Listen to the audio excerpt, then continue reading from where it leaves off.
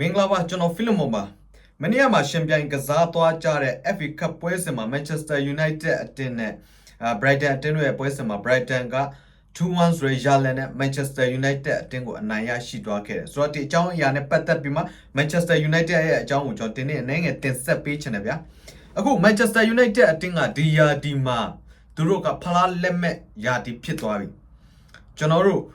ယာဒီမစခင်က Manchester United ပရိသတ်တွေလည်းတော်တော်လေးကိုကျုံဝါထားတာကိုကျွန်တော်တွေ့ရတယ်ဗျာ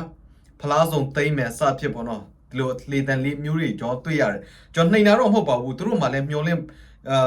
ခွင့်တော့ရှိခဲ့တယ်ဗျာဒါပေမဲ့သူတို့လည်းတော်တော်လေးကိုကန်ဆိုးတာပါကျွန်တော်တို့ Chelsea အတင်းလည်းကန်ဆိုးလို့ Manchester United အတင်းလည်းတော်တော်လေးကိုကန်ဆိုးခဲ့တာဒါပေမဲ့ Manchester United အတင်းကကျွန်တော်တို့ထက်ပုံမိုးပြမှကန်ဆိုးတယ်လို့ပဲကျွန်တော်ပြောရမှာပဲဆိုတော့အခုဟာက Manchester United အတင်းကိုယာယီနီးပြနေတဲ့ Fletcher ကိုကျွန်တော်ကြည့်မယ်ဆိုလို့ရှိရင်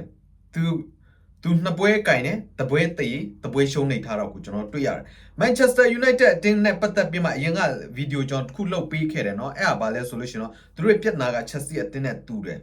ဒါပေမဲ့ကျွန်တော်တို့ကြားမှာကြီးမားတဲ့ကွာခြားချက်တစ်ခုရှိတယ်အဲ့ဒါကဘာလဲဆိုလို့ရှိရင်တော့ Chelsea အတင်းကပြုတ်လွယ်ပြင်လွယ်လုပ်လို့ရတဲ့အတင်း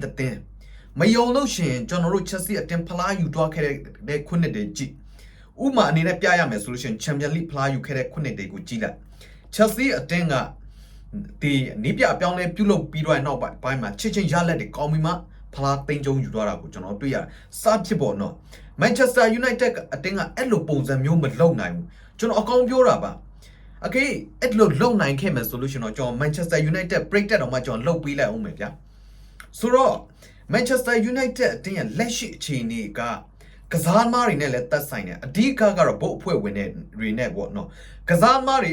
ရဲ့လက်ရှိကစားနေတဲ့ပုံစံကိုကြည့်မယ်ဆိုလို့ရှင်တော့သူတို့ရဲ့စိတ်သက်ခံယူချက်အပိုင်းတွေတော်တော်လေးကိုအားနည်းတယ်ဗျာဆိုတော့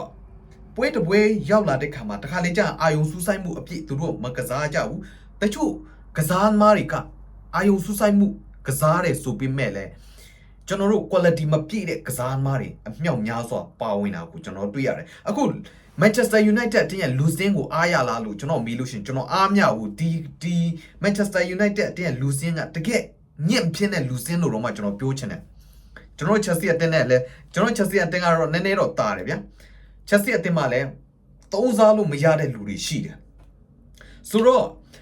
Manchester United အတင်းကဒီဘာကြောင့်ဒီလိုဖြစ်နေလဲဆိုရင်အဓိကဘုတ်အဖွဲ့ဝင်တွေနဲ့ပဲဘုတ်အဖွဲ့ဝင်တွေဘာကြောင့်ကျွန်တော်ပြောလဲဆိုလို့ရှင်တော့သူတို့ကစားမခေါ်ယူမှုအပိုင်းမှာတော်တော်လေးကိုအားနေတယ်ဥပမာအဖြစ်ပြောရမယ်ဆိုလို့ရှင်တော့သူတို့ခေါ်ယူလိုက်တဲ့ကစားမတွေကအတင်းနဲ့အဝင်ကွင်ကြဖြစ်မလားမဖြစ်လားသူတို့မကြည့်ဘူးပြီးလို့ရှင်ကင်းထောက်တွေစေလွတ်တာကင်းထောက်တွေကလည်းအရန်အည်ထွေးညံ့ဖြစ်တဲ့ကင်းထောက်တွေသူတို့တည်ပို့ပေးလိုက်တဲ့ကစားသမားကအည်တွေးရှိလားမရှိဘူးလားဆိုတော့လေသူတို့ကိုယ်တိုင်မသိကြအောင်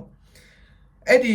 ကင်းထောက်တွေပို့ပေးတဲ့ဗီဒီယိုကိုဘုတ်ဖွဲ့တွေဝင်နေကကြည့်တယ်ဗျာကြည့်ပြီးမှသူတို့ရန်တမ်းပြီးမှဆုံးဖြတ်ပြီးမှတခါလဲဈေးကြီးပေးခေါ်ယူလိုက်တာ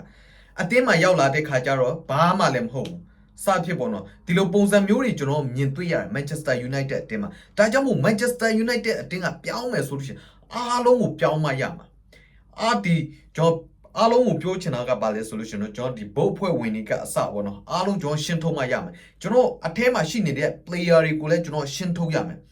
လက်ရှိဖြစ်ပြနေတဲ့ပြက်နာတွေကအားလုံးကနီးပြနဲ့မသက်ဆိုင်အခုကျွန်တော်ကြည့်နေရတော့ကတော့ပြက်နာတစ်ခုဖြစ်လာပြီဆိုလို့ရှိရင်အားလုံးနီးပြပုံမာကြီးပဲတော့ပုံချတယ်ရလည်းမကောင်းဆိုနီးပြပုံမာကြီးပဲတော့ပုံချတယ်အမှန်တော့အဲ့ဒါကလုံးဝကိုမှားနေတာManchester United အတင်းပြက်နာကအဓိကဘိုးအဖွဲ့ဝင်တွေရဲ့ပြီးလို့ရှိရင်အတင်းပိုင်ရှင်တွေရဲ့စဖြစ်ပေါ်တော့ဒီ ER တွေနဲ့ပဲတော့သက်ဆိုင်နေတဲ့ ER တွေပါဆိုတော့ Manchester United အတင်းကနောက်တစ်ချိန်ပြန်လဲပြီးမှဥမော့လာဖို့ဆိုလို့ရှင်တော့အများကြီးပြောင်းလဲရအောင်မယ်လောလောဆယ်မှာတော့သူတို့ကဘယ်နည်းပြပဲလာကျွန်တော်တို့